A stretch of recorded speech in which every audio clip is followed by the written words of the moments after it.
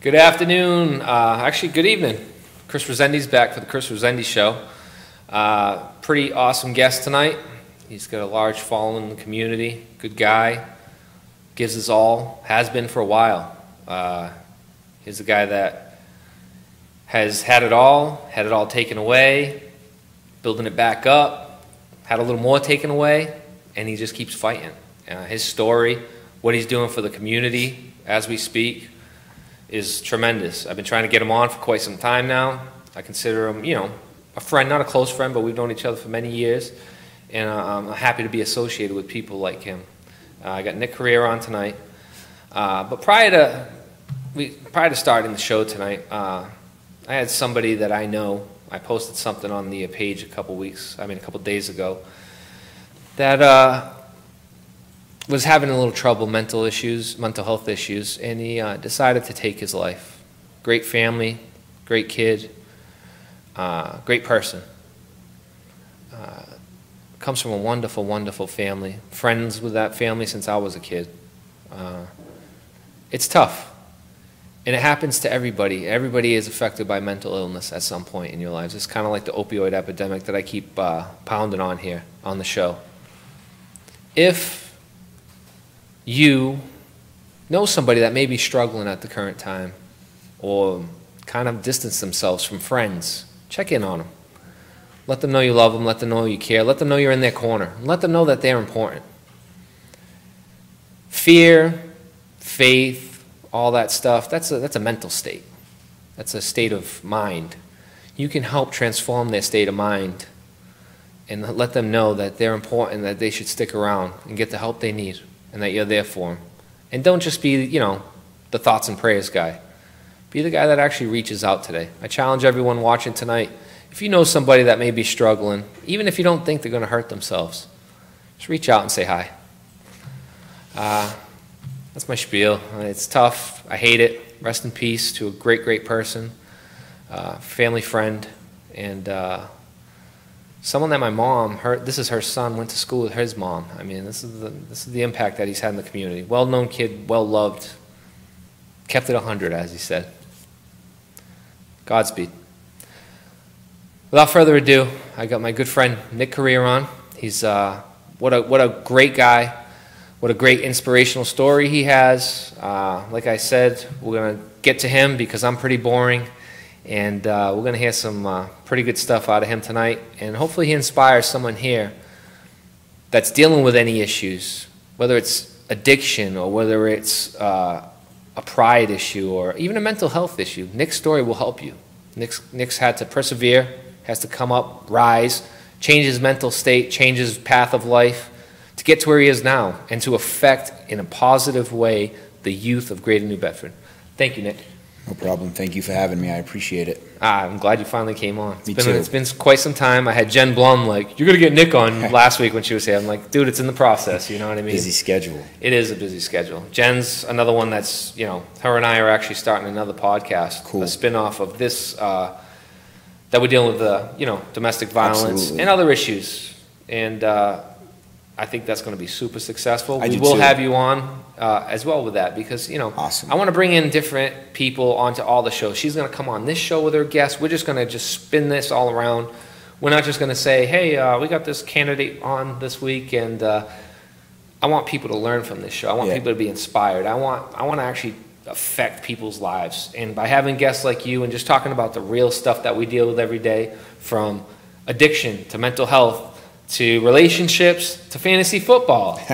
We're doing a fantasy football show, guys. I got determined tonight that we're doing a fantasy football show, and one of my guests is going to be Nick. He knows a lot about football, but I will crush him this year in fantasy football. It's on the record. Now I have to make it happen. Where to start with you, man? You were the popular kid in high school. I have a million friends in Bedford High. I went to Dartmouth High, but we crossed paths, parties, whatnot. Million friends, popular guy, the fun guy at a party. Yeah, that was my role. That was your role. You were the guy to get people pumped. Yeah. Do anything they asked me to do. And you had friends at a young age that passed away. Yeah. I don't know if you want to touch upon that at all. And then you kind of fell into addiction at some point. I think I kind of fell into addiction in high school. I just didn't know because, you know, I remember clear as day, like my friends, you know, they would drink or they wouldn't have as much as me, and I would drink like right off the rip a pint of vodka and 2 Gatorades, you know, and I would pound it down and. At least you had your electrolytes for the morning. Yeah, yeah, and you know, whatever was in front of me, I would drink or try, you know, and yeah. I didn't have an off switch then. Like my friend would always say, my friend Alex Sullivan, who passed away, would be like, geez, you throw up every time you drink. And I did. And, you know, I didn't think there was anything wrong with that. Yeah. I mean, throwing up is a form of overdosing. Yeah. People don't realize that. Like if you drink to a point where you're passing out or a point to where you are throwing up or your body's not acting the way it's supposed to, besides all the funny crap that you do, yeah, that's an overdose. And people don't realize that that's little. So is alcohol. I remember you as a big drinker. Yeah, I was. I was a bad drinker. You know, you were a guy that can slam them. Yeah, and I would black out and do it again the next day when I woke up on the weekend, you know? Yeah. And I rationalized it with I work, you know, and I'm pretty good Monday through Thursday, so Friday, Saturday, and Sunday, if I get loose, it'll be all right. That's the story that everybody tends to, at that age group, you know? Yeah. It seems to... I think now people are starting to open their eyes up more, especially the youth, especially with guys like you that are dealing with the youth, that you can show them, hey man, that's not normal. But it's something that's common amongst that age group. You know, now, I mean, gosh, I think the first time I drank was 14, really drank with friends. You know, I remember drinking with Mario at a New Year's Eve party when we were like in 7th grade, stealing the little wine glasses off the table at a Portuguese restaurant. But like going out, grabbing the Mad Dog, doing all that stuff, like freshman year in high school. And, you know, you go to school, you obviously don't drink during the week unless it's a half day. And, you know, that's what we did back then. And it's like, you normalize it and you don't really, the DARE program when we were around was a joke. Yeah. You know, there was no resources. So now you fast forward to, you graduate high school. Now it's the big boy world. I went to college. Where'd you go? Western New England College in Springfield. And play ball? I played football for 1 year. I went there, I had a sports hernia. And the doctor told me I could play the season, and it would bother me every day. You know, as the season progressed, it would get worse, and it did. But like, you know, I started drinking on Thirsty Thursday. Then I started drinking on Monday Night Football. You obviously lived on campus. It was in Springfield, so you had to. And then it was like, now the next thing I know, I'm drinking 6 days a week, and I'm not just having 2 beers. Like, so this is at 18, 19? 18, yeah. You know, then I'm starting to, I tried Coke for the first time. You know, I would take mushrooms if they were there, Vicodins, Percocets, you know, putting Coke on weed bowls, whatever, you know, smoking mushrooms and blunts, like. So you were the guy, like, what do you got? Yeah, pretty much, man. I'm just here to get jammed up tonight. Yeah, that was it, you know. Yeah, and it was okay, quote unquote, back then.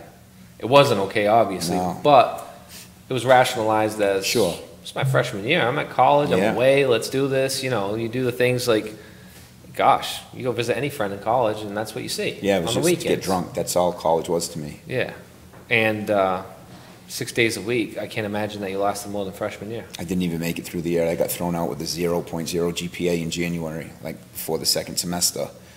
I think I only took like 2 finals, you know, just because to appease the teacher if I liked them. But I mean, I didn't really take it that serious. I didn't care, and I came home, and it was what it was.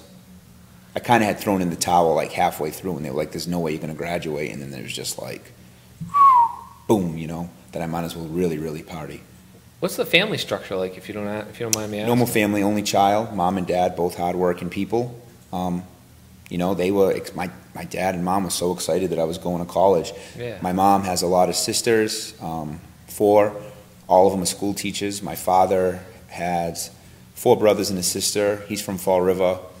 And on that side, I was actually the oldest boy, the second oldest boy, third oldest boy. Now, I was the first one going to college, and it didn't work out. And on my mother's side, I was the oldest grandson. And so you went from the pinnacle to the failure. Yeah. How did that affect your mental state, man? At that time, I was very immature, and I was just so you didn't care? It was just like, whatever. I'll go back, so I'll figure it out. That was kind of my thing, you know. Back to New Bedford? Back to New Bedford. I enrolled in Fisher Community College, and I actually did pretty good there. You know, I got like a 3.2, but I cheated on everything. Yeah. And I didn't take it serious, you know, and I worked at the grocery store, and it was the same pattern on the weekends, Thursday, Friday, Saturday. I would just get lit. I remember one time I was in Boston, and I had taken a few rolls, and I was supposed to... Rolls being? Ecstasy. And I was supposed to work. And you know, people back then, like a lot of kids I knew that took ecstasy wouldn't drink. I would take ecstasy when I was already drunk, and then I'd pop another one. It wasn't water for me, it was shots, you know? And I remember it took some poor firefighter, drove me around on his bicycle. I couldn't find my Jeep, and it was in the middle of the winter. And I had just gotten my license, I had just gotten a Jeep, and Was that some sort of special unit in Boston, the firefighter brigade on mountain bikes in the snow? He probably saw me like stumbling around and was like, look at this poor guy, you know? And he brought you to your truck. I was on the back, he rode me, and I remember getting to my Jeep at like 3 in the morning, and I was supposed to go to work at 6. And I never worked on Sundays. I don't even know why they scheduled me. Yeah. Like, I wasn't going to show up, and I decided I was going to try to go, and I don't really remember the rest. I know that they found me obviously going the wrong direction, heading towards New Hampshire. My Jeep rolled like 6 or 7 times, and I was on the side of the highway, and I had a big gash on my head, and there was actually a doctor that was going into work that found me like out of the Jeep somehow, no seatbelt, and you know I had so you got ejected. No broken bones or anything, just sliced open head, and you know I didn't learn my lesson from that either. So you wake up in the hospital. Well, you wake up on the side of the road, doctor picks you up, does all that stuff. You get back home, mom and dad are like, dude, what's wrong with you? I just, you know. Or did they just say, hey, he's a boy? Was it the attitude? Because, see, my parents, they had, because you and I are very similar, you know. I mean, we were like party animals at the time, you know, at a young age. I was immature, very immature. I liked to party, I liked to hang out. But I had parents that were like, hey, what's wrong with you? You know what I mean? But they'd say, he's, at the same token, maybe they could have been a little tougher on me, you know? Were they, is that an accurate description? Yeah, they could have been a lot tougher on me probably. You know, I was the only child, and, you know, I remember my dad talking to me about it, but, I mean, I didn't learn my lesson because I totaled like 2 or 3 more cars right after that. Me too.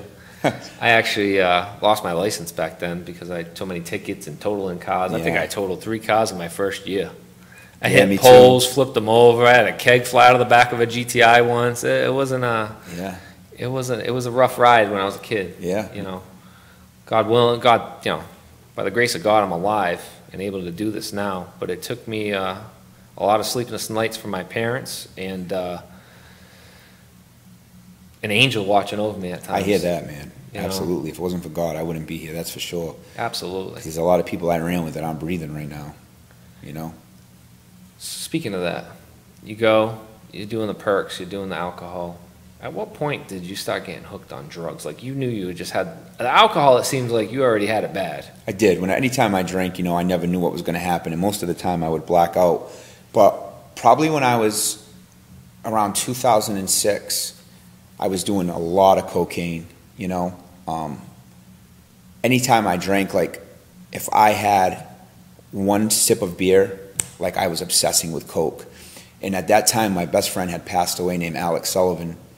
And I wouldn't cry in front of other people at the funeral. I just got wasted, you know. And I remember calling one of my buddies on the way to the Brockton game because I was coaching freshman football in New Bedford High. I had probably slept like 2 hours. I was following a school bus as I left the house, like shaking, you know, been up partying now I was laid off, so I'd been drinking now for over 24 hours, you know, doing massive coke. I started drinking right after practice, so not quite 24, but from, you know, 4 o'clock at night, 5 o'clock at night, and I had my last drink at like 7:30 in the morning, and we got a game at 1:30 or 2 in Brockton, and, you know, I have zero sleep. I was laying in bed. I couldn't sleep, obviously, because I was out of my mind, and I called my buddy on the way, and I was like, hey, I think I got a serious problem with coke. Like, I can't stop. Every time I drink, I need it. And he was like, a lot of people have been worried about you, and, you know, I was like, good, I'm glad I said that, but how can I fix it? I didn't know about addiction. I didn't know how. Yeah. You know, I was a 25-year-old kid, you know, and... It's a great description. Yeah. You know, I understand that. So it just... I'd quit, I'd slow down for a little bit, and then I'd start doing it again, you know. I'd work out really hard for a couple months. Slip up, and then it'd be over. And I wasn't trying to quit. I was just kind of trying to like scale it back. Yeah. Scale it back. Have it at a respectable level. Yeah. Whatever that means, right? Yeah. So now you're 25. You're still not there. You are at a point where you could easily slip on the banana peel and get back into stuff. The alcohol's there. Now, when did you start using the perks and all that stuff? I'd always taken 512s. I started using... What, in high school? No, I took them my senior year here and there. People had them.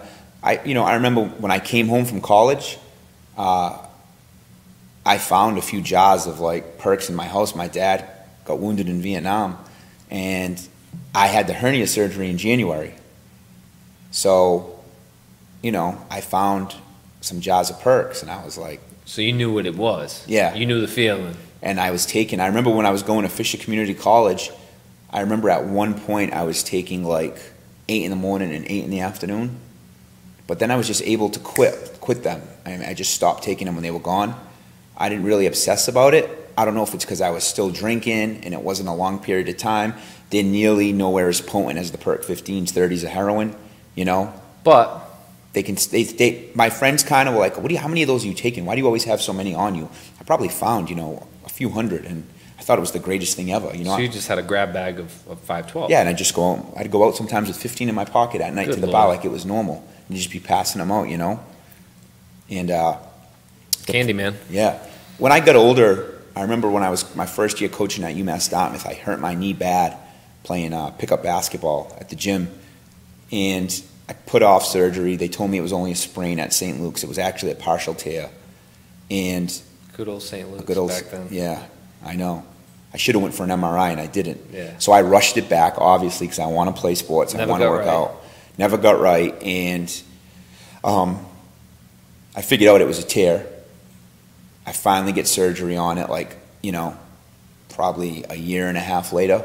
How old are you then? 28. So a few years from when we talked about flipping your truck over. Yeah. Where we were from there. And I got the surgery. Now, at this time, I was coaching high school football. I was coaching college basketball at UMass Dartmouth. I was working construction. I was playing basketball all the time, playing football, whatever. You had your shit together, basically, is what people would looked at you as. And I get the surgery, and whatever I was, 27, 28, and now I have no capability of working out, playing sports, or working. And instead, I have 160 or 180 Percocets in my hand. And time. In the summer. So I started chewing them.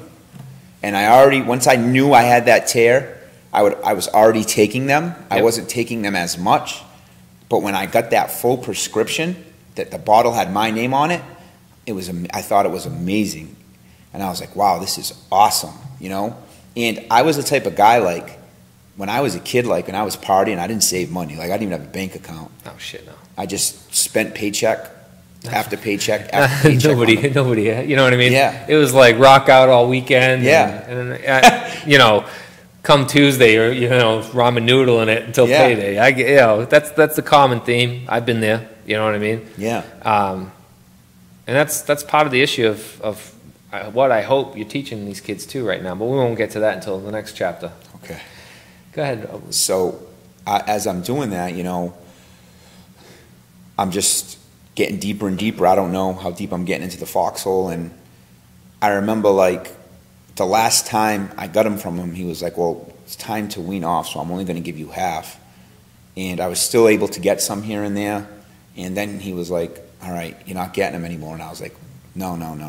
I was like, I need them because I've been lifting and playing sports. And he was like, too bad. I don't know what to tell you. Now that you're a little more well-versed in addiction and how it works, him cutting you off like that, do you think he should have weaned you off in a different aspect? Or I needed an eighth of what he gave me. So he pumped the crap out of you with it? He pumped it into me. A 27-year-old, 28-year-old kid didn't tell me about it, Did he give you a pre-screening, hey, man, you get problems with pills? Nothing? It was just here you go. How many Here's do you a want? pad. How many you want? And that's Need it. more? Yep. Okay, perfect. Awesome. And then when people say that, There's actually the thoughts changed. Like, you know, people know that the pharmaceutical companies and the doctors are to blame for a lot of this. It's number one moneymaker in the country. Yeah, it's crazy. So he weans you off. You are jonesing with a serious habit right now. Buying them on the street? I started. I remember I was going to play pickup basketball at Pope Park, and I was like, hey, who's got perks? I called one of my buddies, and he was like, oh, so-and-so just got some. And I was like, perfect. And I called him, and I was like, hey, I need 5. And he was like, now at this time I wasn't making much money because I still wasn't recovered from my knee surgery. Yeah. So I was just like working in an office, you know, just trying to get a little bit of money. Yeah. So I get I go by the guy's house, and he's like, oh, $35. And I'm like, what?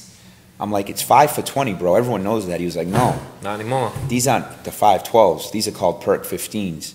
And it was a little green pill the size of a pinhead. She never used these? No, no. And I remember I took a piece of one, and I split it in like 3, and I was in like... Jammed. Not only was I jammed, but I felt like Superman. Like the feeling was amazing. I thought it was so good.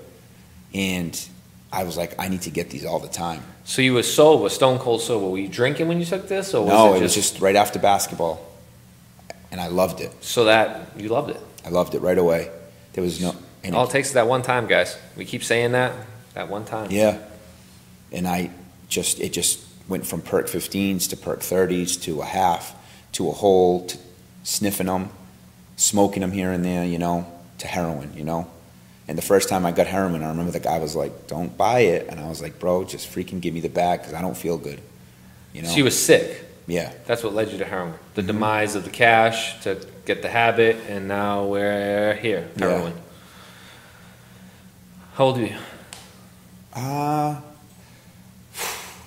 29. So it was quick. Yeah. It happened in a few years. Just a fast progression. Yeah. From recovering from a knee injury. Yeah. To a heroin addict. Yeah. And I'd been to detox already, you know. I probably went in and out of detox for like 3.5, 4 years, which in a recovery world isn't bad. No. You know, I got sober at 32. So when you do the detox, these first ones, because I'm a big, you know, I've had a ton of guys on about this. You've seen them. These detoxes, what are they? A week? 3 days? 4 days? The one 2 I weeks? went to, I convinced the lady to let me out a day early. So what was that? 6 days, 5 days. Yeah, so nothing. No, it was bad. Nothing. I could have stayed. Yeah. But it wasn't like pressured to. And when I went to Gosnold, you know, I went to NORCAP, like those places, like, well, like you need to stay in treatment as long as you can. And there's always some good staff that's telling you that, but it was my first one, and people were like, okay, he's cured. Like I thought that in my head, you know, and I was like, I'm just never going to take a perk again, and I'll just keep drinking. You know, I'll do coke once in a while, and I'll be good. Oh, so you were like, oh, I'm done with the perks. Like, yeah. I'm still I having refused fun. to believe that was my problem, you know. Yeah. I just thought like I could take perks on the weekends, and that's the case a lot. Like in a meeting today I went to, you know, they were talking about like, you know, the mind, how it works, where you're like, I'm only going to drink on the weekends, or I'm only going to drink on the 3rd Saturday of the month, or I'm only going to sniff coke on special occasions. And people you're just trying to rationalize bad decisions. Sure. Absolutely. How long did you rationalize bad decisions, man? From the age 16 to 32. 32. Because I shouldn't have been drinking when I was younger like that either, you know? No. Because it brought me, every time I've been in handcuffs enough times, every time was with alcohol in my system, you know? Total cars, alcohol in my system. None of this stuff that happened to me was ever when I was sober in a good state of mind, you know? And that's just how the disease works, you know? And that's just the problem of it. People don't realize it. Like, I spoke at the Zyterion a few years ago, and I was like, you know, there's so many families touched by addiction. When I was in 7th grade, when the teacher asked me what I wanted to do when I got older, what I wanted to be, I put I wanted to be like Bobby Hurley or Larry Bird. I didn't put I wanted to be a heroin addict and an alcoholic. No one wants that. You know, that's what people don't realize, and they think it's easy to quit. I can't tell you the number of times where tears were coming down my face when I was sniffing a line of heroin or a perk or a Xanax, and I couldn't quit, you know? I've taken bottles of pills a few times, and I was just like, whatever happens, happens, because I can't do this anymore, you know? and you feel the weight that you're putting on your loved ones, and you have nothing except a drug. And it's a scary, dark place to be in. And people don't realize that until you walk in the shoes of that person, then, you know, you have no idea. No. You know, people have no idea. That's why I think guys like you, we need to get them on more often. I love having anybody on that can help, but it doesn't strike a chord. It doesn't hit the heartstring until someone like you is just a good dude. You know, that's just like, man, I was ready to die. Yeah, I tried to. You know, I took bottles of pills. I remember one time I was kicking in my parents' house, and what kicking means is when you're trying to quit cold turkey or you try to detox yourself at your house. And, you know, people can think I'm crazy with this, or they can say whatever they want, but it's the truth. And my friend came over and gave me a piece of a Perk 15. Now, my habit was bad at this time. You know, I was taking a lot of drugs, and I wasn't just taking Percocets. I would take Xanax or Valium or whatever I could get my hands on, you know. And when I took Percocets and opiates and Xanax, I didn't really drink as much because it would ruin the high of the opiate, and I really love the high of the opiate, you know. And on the side of my bed, I had a prescription of Clonidine. Like, I could go to the doctors and get, like, Clonidine, Valium, Xanax, Suboxone. It wasn't hard, you know. So I make sure I was okay, you know. And at that time, all I had left was Clonidine, and I took probably about, I think I want to say I took around 11 of them or 12 of them. And what Clonidine does is it lowers your blood pressure and calms you down. Now, I probably could have died easily. Yeah. I'm a heavier set guy. Maybe that's why I didn't. But my mother came into the room, and I remember she was on the side of the bed, and my cousin's always at my house, and I can't remember what time of the year it was, but I remember right behind my mother, I said to my mother, hey, get her out of here. And my mother said, Nicholas, there's no one else in the room. I said, I can see them standing right to the left of you guys. She has a hoodie on. I can see it over her face, Mom. I'm not stupid. At the point of hallucination. Yeah, and my mother was like, Nicholas, there's no one here. And I just looked and, you know, yeah. Hallucination, or maybe I was that close, but whatever it was, you know, I'm a spiritual guy. I'm with you, bro. I know there's another side somewhere, whether you call it God, which I do, Jesus Christ, which I do. I don't care if you're Muslim, Hindu, whatever there is something out there. I'm convinced. Me too, buddy. You know, whatever your faith brings you to, it's real. Yeah. If that's what you think you saw, now did that sets in your heart right there, that image. Yeah. You don't forget that. No, but it didn't stop me then. You know, I just kept So how many more times did you bounce off rock bottom? Chris Herron sent me to the Miller House. All right, Chris Herron sent you to the Miller House. Here's a guy that's been doing good stuff for kids this whole time, though. Yeah.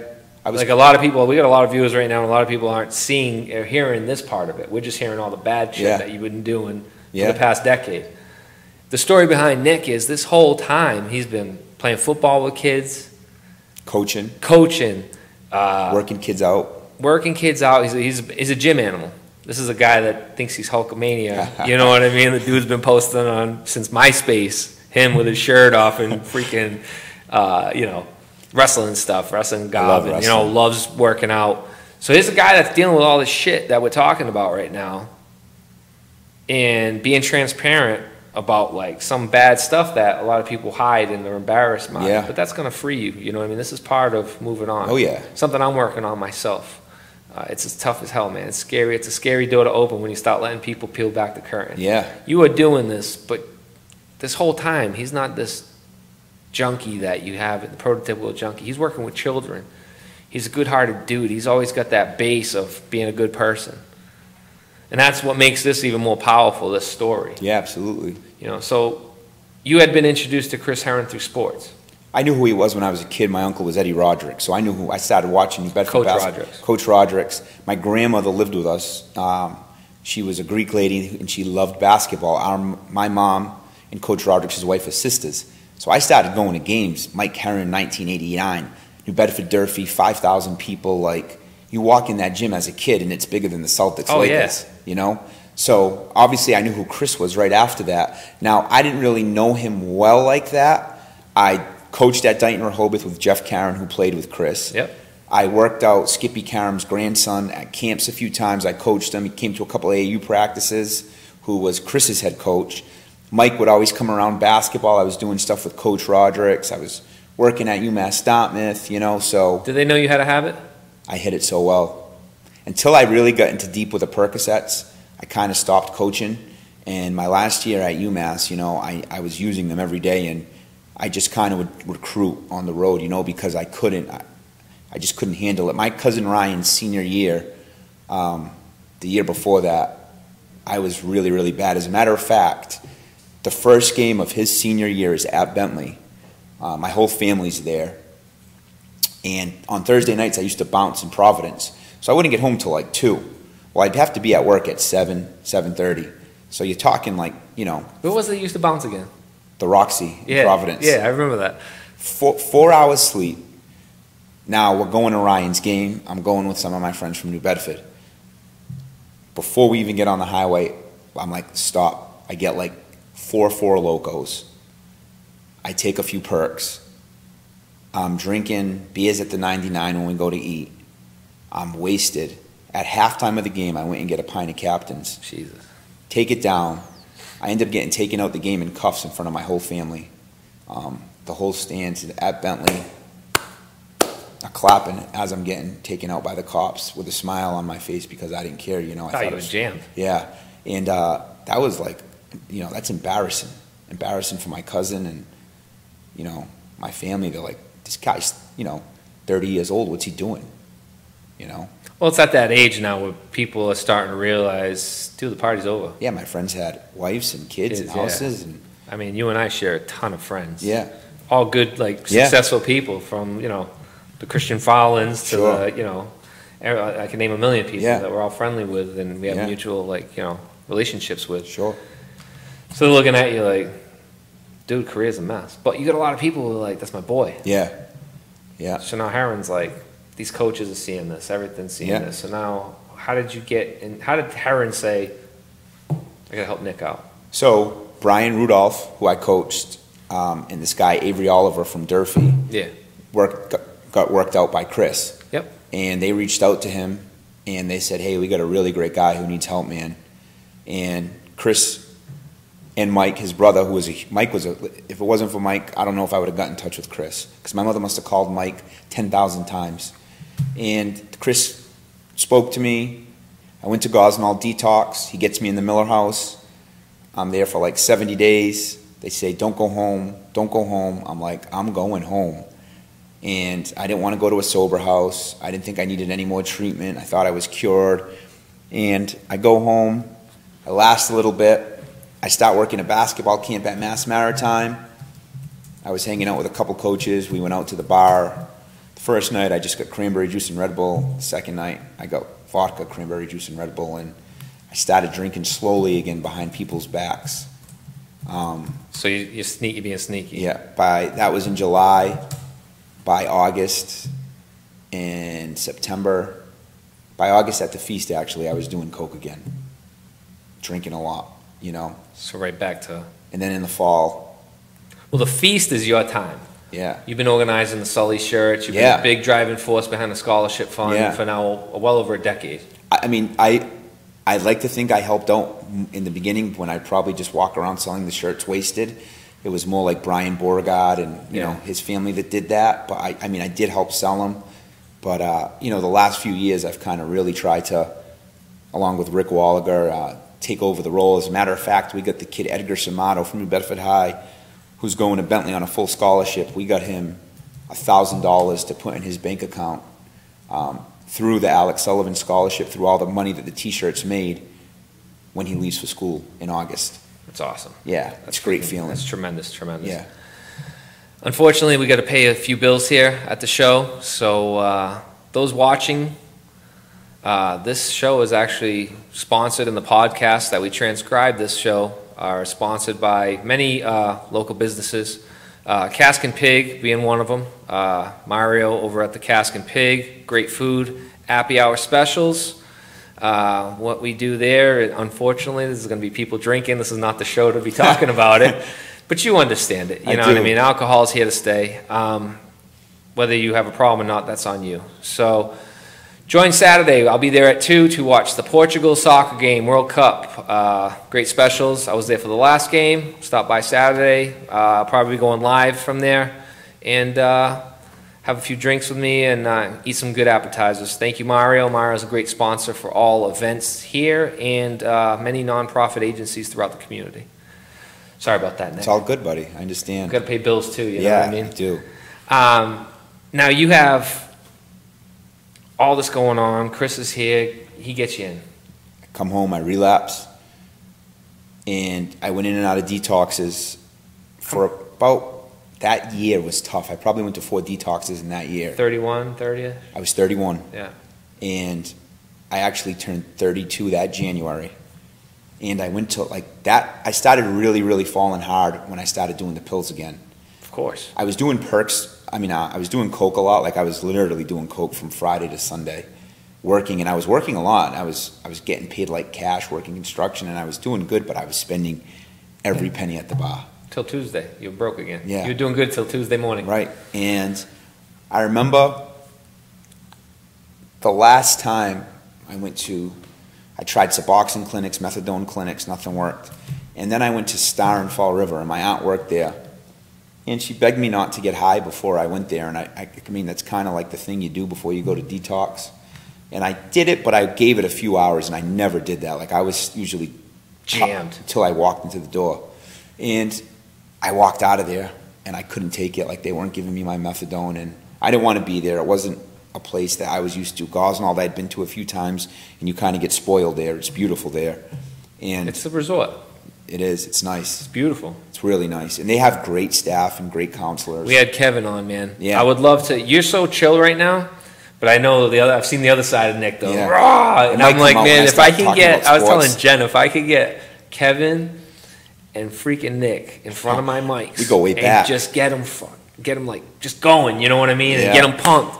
I was ready to drop an F-bomb, sorry. And I know we'd have a hell of a show because you guys are two of the most passionate SOBs I know. Kevin's actually the one that started getting me in meetings. Great dude, man. Yeah, he's unbelievable. And, you know, when I walked out of Star that day, it was like a rainy day in April. It was cold. It was a real raw April. And I'm in Fall River right near Durfee High now. Yep. And around the corner from that is where my grandparents' house was. Now, my grandparents weren't alive at the time.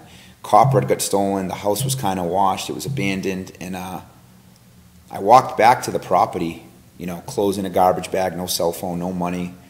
And I remember thinking if I could get into the barn, if I can score heroin, I can light fires in there and live there. And that way I'll be removed from everyone's life. No one will have to worry about me. So you're just detoxing. You're already coming up with a master plan to get high. Master plan. I just need to find a way to get heroin because I don't have transportation, I don't have cell phone, and I don't have money. You're in Fall River. And I'm in Fall River, not New Bedford. So something hits me. I'm at the place that I used to go to as a kid every Sunday. My grandmother would cook huge meals. My whole family would be there. It was a good place. It was a great place, and I didn't want to leave there that day. On those Sundays, I never wanted to leave. I walk back. I feel bad for my mom. I feel bad for my aunt. I asked the lady in Newport Creamery to use her phone, make a phone call. My mother's like, I don't know if I want you coming back home. I said, just please give me till Tuesday, and I'll be good. I forget if that was a Saturday or a Friday. I don't really remember, you know. Long weekend, basically. And I got to Gosnell that Tuesday, and the day before, I left for detox.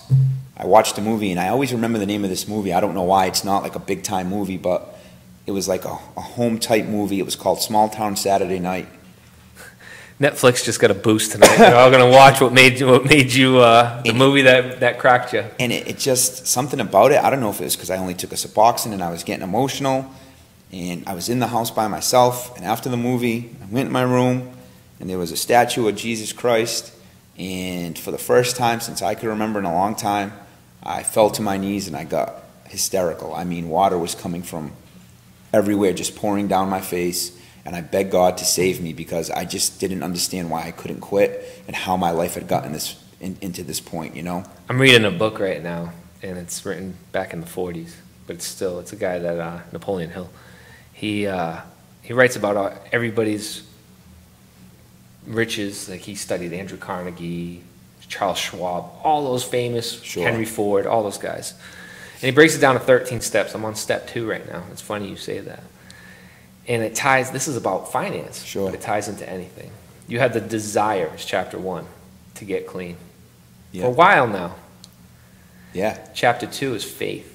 In order to reach that desire, you have to have the faith to get it done. Yeah, well, it's like... And you're like the third person I've had on here that bowed down to whatever. Both, it's all been Jesus in this area. I get it on my show, but whatever I keep pushing this.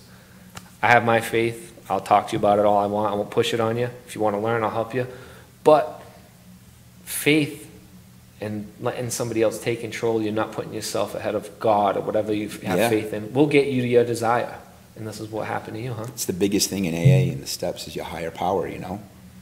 Turn your will and care over to a higher power. Submit to it, man. And surrender. And I would never surrender. I never wanted to surrender. You know how to do it. That's right.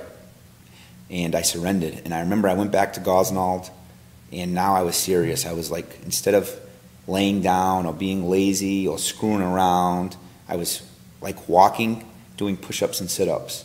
And I couldn't do that many. And the lady was like, "You're funny. Like, what are you doing?" And I was like, you know, I wasn't interacting with anyone, and I just started eating a little healthier. Let me get in my zone. And then I went to this place, Tewksbury Cab, and it was a tough place, but they had weight room, they had volleyball, basketball, and that's right in your wheelhouse, right there. That's all I Sports, wanted. bro. That's right, and it got me going. It got the engine started again.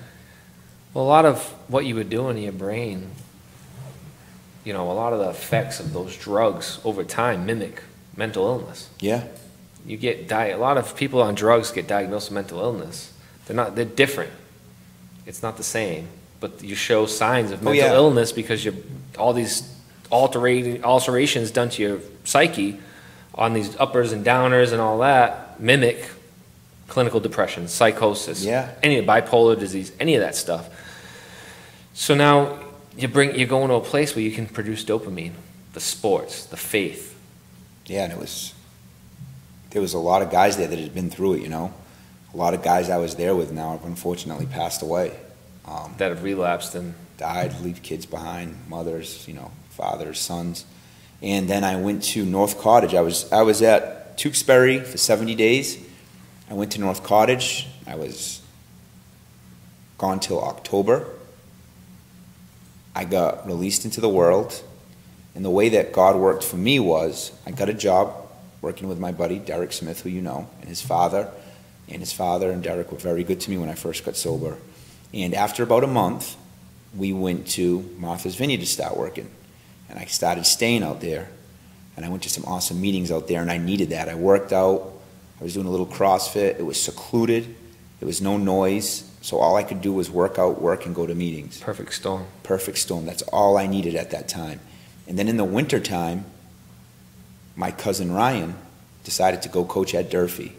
Now, if you would have told my Uncle Eddie that, Coach Roderick's that, he would have, 10 or 15 years before that, lost his mind. He would have had us all condemned, you know? That's the enemy, bro. Yeah. But it's, you know, the guys I know from Fall River are just like us, and some of them are my best friends now. Yeah. It's just that high school rivalry. Of course, man. So now Ryan's coaching at Durfee, and, you know, there's some great sober people around that program, you know? And Chris is from there, and Mike Herron, who did 100,000 favors for me, is now going to games with me because I'm going to watch my cousin Ryan coach the JV team.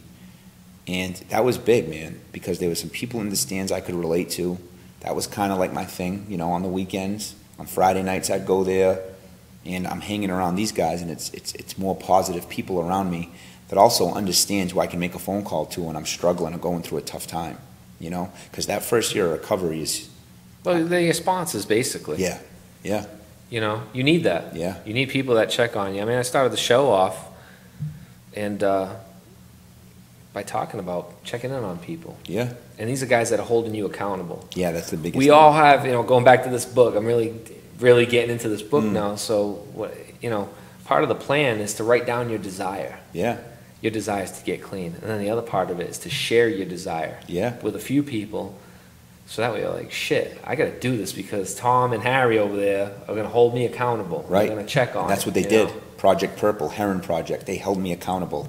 They'd give me chores to do. Hey, you're going to coach the team, and in May. That's your 1 year sobriety mark. Well, you're coaching that weekend. That's how we're going to reward you. You know, Chris texted me, big day for you tomorrow. I still remember it. Big day for you tomorrow. And, you know, that stuff, like I'm coming home from the vineyard in May, May 1st, I have a year sober, and I'm just excited, and I'm like so excited, and I feel like, for the first time, I feel special.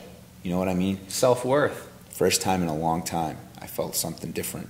I didn't put my head down. I have low self-esteem, a self-conscious guy, you know, and at that time, like, you know, I'm like, wow, you know, this is, I'm part of this, you know? And then over the years, I started coaching.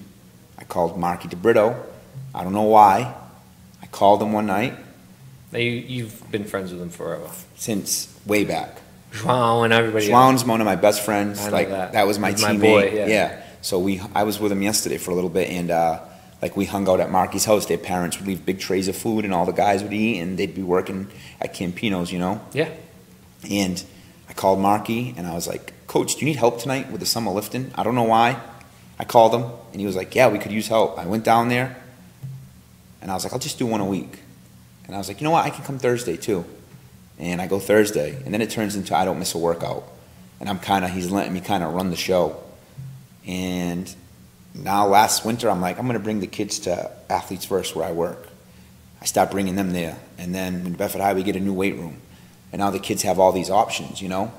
So I'm working the kids out. I get close with the football team. Now other kids are calling me, you know? Wrestling team. Isaiah talks about you. He was supposed to come tonight. Yeah. I'm pissed at him. He's like, oh, I got to go with my buddy and sleep over. I was on my way to go pick him up. Because he needs to see you. He needs to, I want to get that kid on the right, keep him on the right path. Yeah, no doubt. And you're the type of guy that'll do it. Yeah. With the wrestling team and all that. So, yeah. So another perfect storm. Yeah. You start coaching. Now we're getting equipment. Yeah. You're running into some good fortune. Yeah. And that's the thing with these any type of success. You know, when you're in crisis, moments of crisis, you know, with you, it was your addiction. Yeah. You bottomed out. Yeah. You know, and then when you start coming up, you start seeing what you need to do. Sure. And what you get there, the desire, then the faith. Yeah. And then it just happens fast, doesn't it? Yeah, it does. It's crazy. All the basketball kids I've worked out. And then, you know, I started working out Noah Fernandez, who I've known since he was a kid. And if people don't know who Noah is, he's an unbelievable kid, and he's a great basketball player. Now, Noah played at Tabor, and he played with a kid named Chris Herron Jr.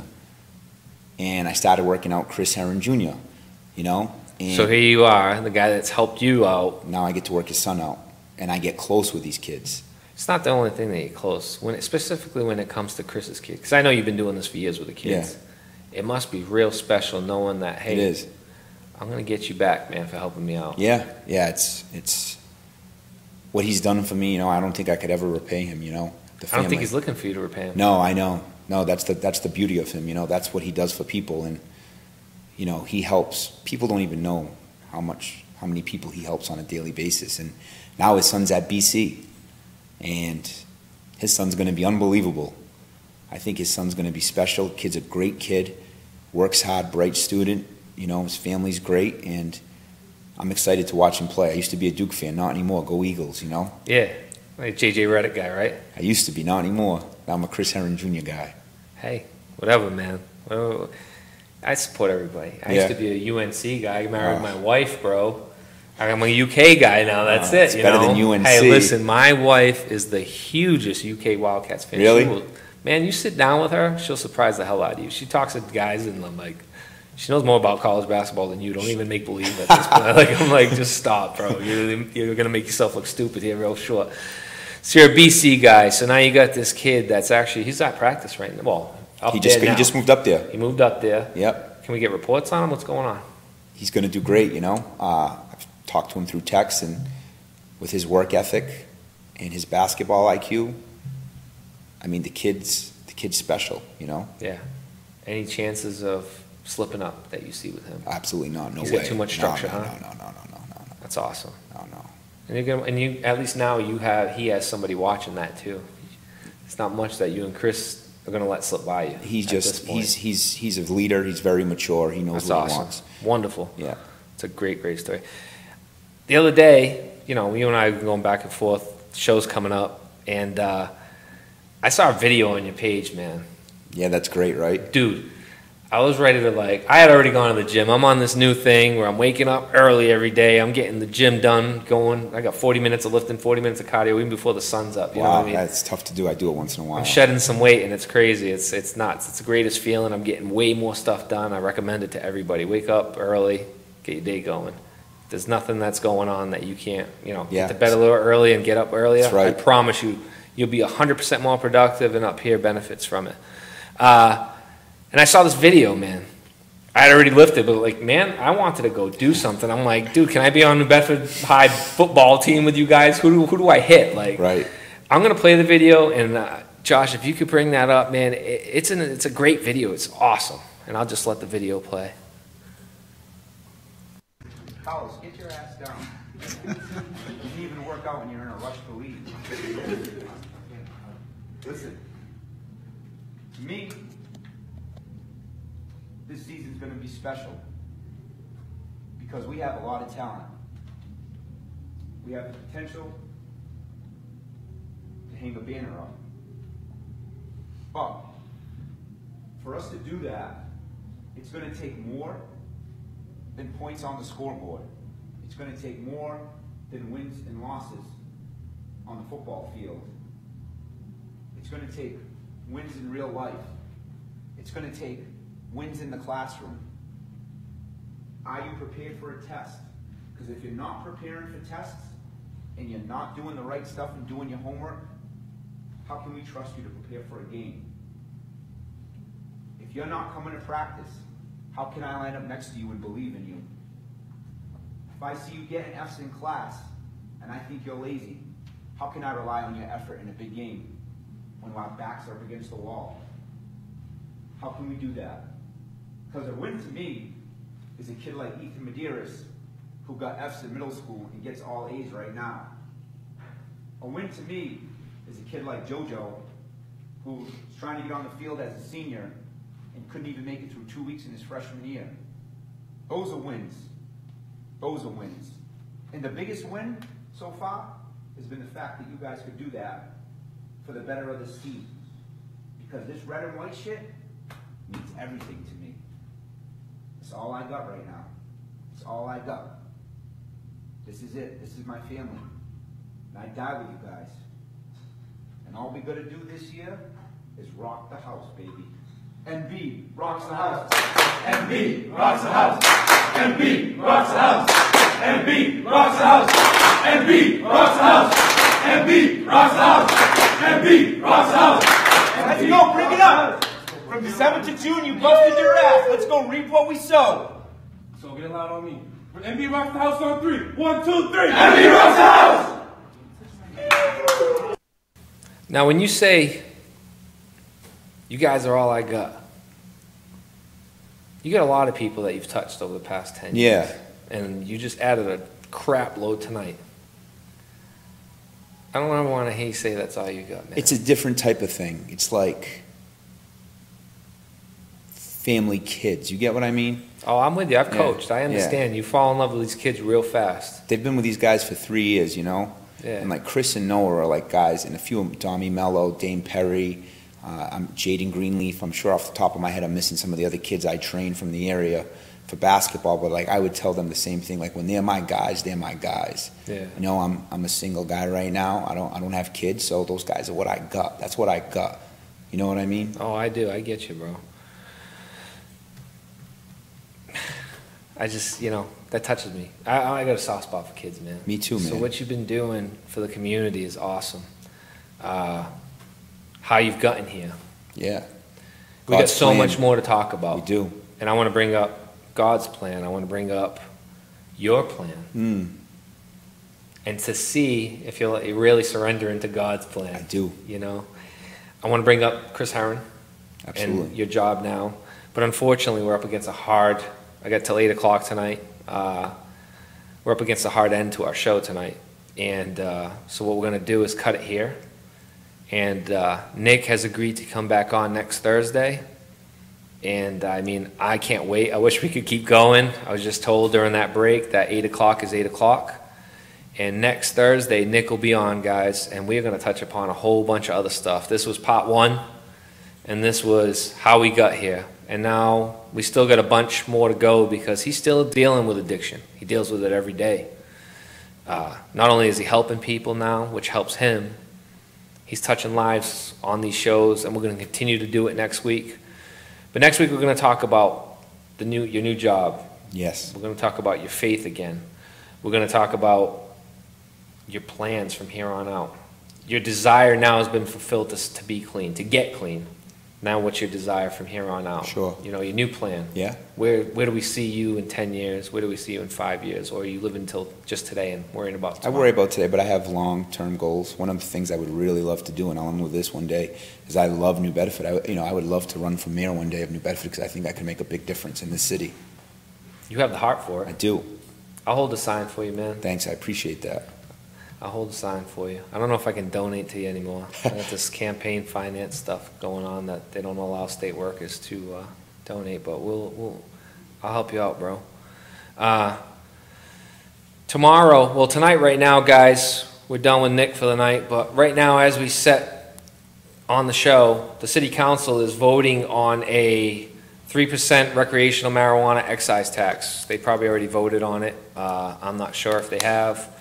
We'll probably go in live tomorrow, myself and Mike, with some of the councilors to discuss the excise tax. When marijuana was approved, the legislation, they set it at a 20% max. And with tonight's 3% added to the 12 from the state, 6.5% and all that stuff, we're up to that 20% hard line of tax for marijuana, and that's a big vote tonight.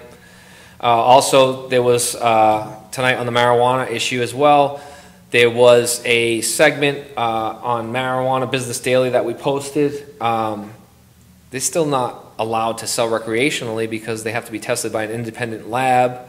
There's only one lab in the state, so this July 1 date is not going to happen. Tune in tomorrow. Mike or I will have some news on that throughout the day. I believe either myself or him is going to go live with Ian and possibly Councilor Giesta. Thanks for tonight. When you bring on great guests like Nick, and the transparency is what people want to see. People want to see a guy who's not holding anything back, and he did that tonight, and we're going to continue it next Thursday. Thank you all for your viewership. Again, folks, please, please, please reach out to somebody tonight. I challenge you.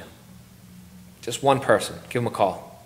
They say, I love you, I'm here for you, whatever the case may be. Thank you very much. Thanks to our sponsor, Cask and Pig. Enjoy the commercial. Get hungry now watching this great little dish that they're preparing. And I will see you Saturday from the Cask and Pig, 2 p.m. and next Thursday with Nick Correia back on here. Thank you, Nick. Thank you for having me. I appreciate it.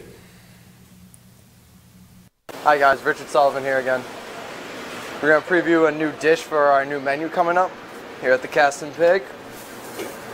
We got pork belly and summer squash medley, a little bit blistered cherry tomatoes that we're going to do, and seared scallops, bell pepper. Nice hot pan.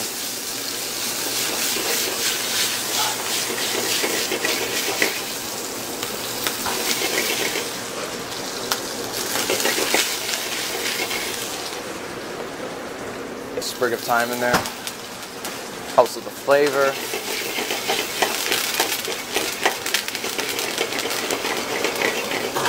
You're really going to want these cherry tomatoes to get a nice color on them.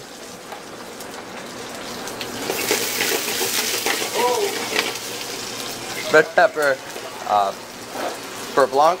So we have our base sauce right here. Add it right into the pan. Add some heavy cream in there. Beurre blanc basically means butter sauce. Get back into this.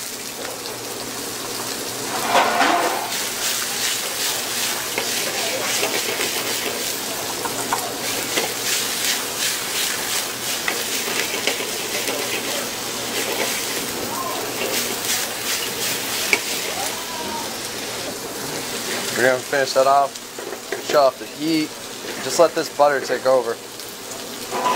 So fresh scallops, I'm just going to Coat them generously with a little bit of salt and pepper. You're gonna go right into a pan.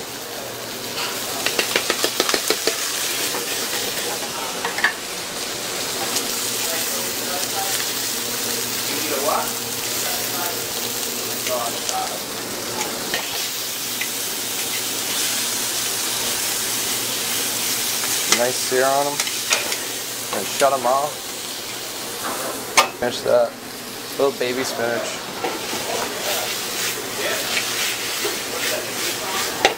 Just let that get lightly wilted and it's all set.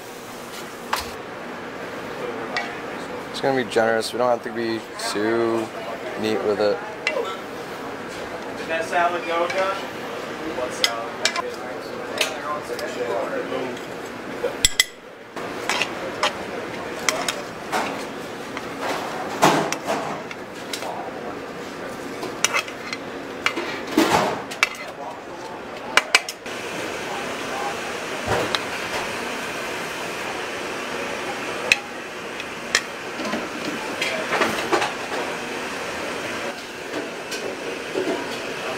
Very simple.